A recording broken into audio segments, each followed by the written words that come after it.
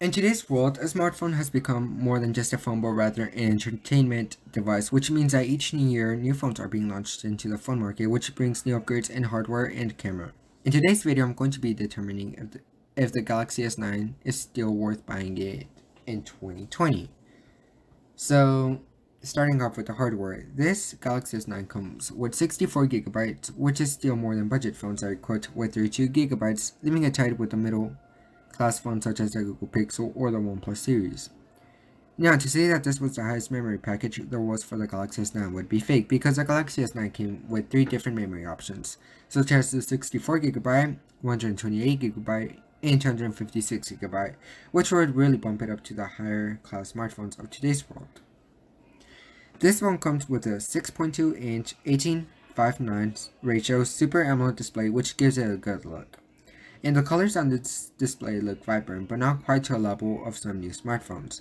But to a naked eye, let's admit it, the difference is just so unnoticeable. Like, you won't even notice that this display is actually about to be 2 years old, which is what I like about this one. It still keeps its glamour.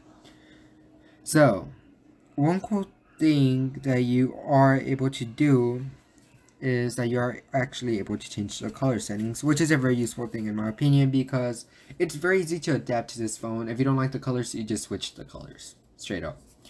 So the sensitivity on this one is so amazing, which is what makes it so good for gaming.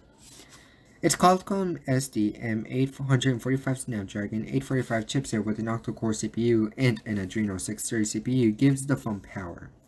It still puts it above some budget phones and maybe even middle-end phones, but those specs don't quite get it to the high-end phones. What does help is its amazing 6GB of RAM. Now, comparing it to the new Apple iPhone 11 with 4GB of RAM, of course this Galaxy S9 would win.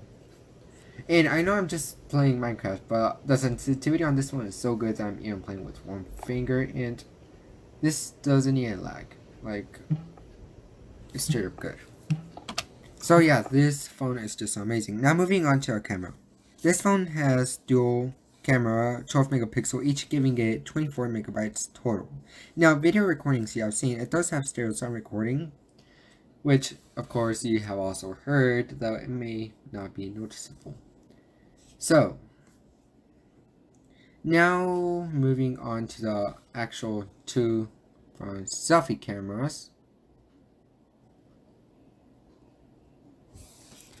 The main one has 8 megapixel, which is good even nowadays, and 2 megapixel, which is dedicated to the iris scanner camera. So personally, I love the pictures that this phone has. Like, this is the Galaxy S9. Now, it's super duper good, the quality is just so amazing. But this is the S20, it's slightly better, but still, both are good, except that the newest one actually looks a little better, I have to admit, but the S9 still keeps up with it. As well as this picture was taken with the S9. Again, it's so good, the pixels and everything, it's just perfect.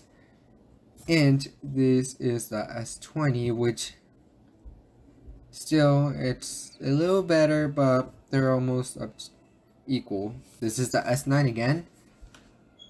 I have to admit that the quality has decreased somewhat. And now we move on to the S20, which, let's just say, I do like the quality. Now, they're both almost equal.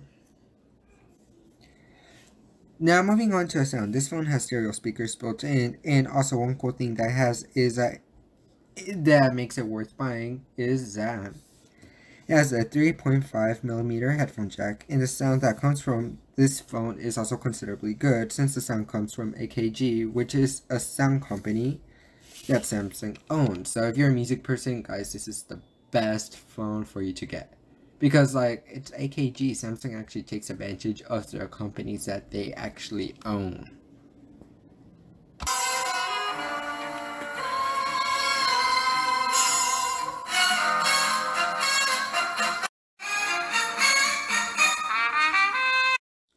Okay, so some common features that this phone does have is Wi-Fi and Bluetooth, as well as any USB Type-C port, which can be used to fast charge, import, or export files. And so that's one thing that makes this phone super duper cool.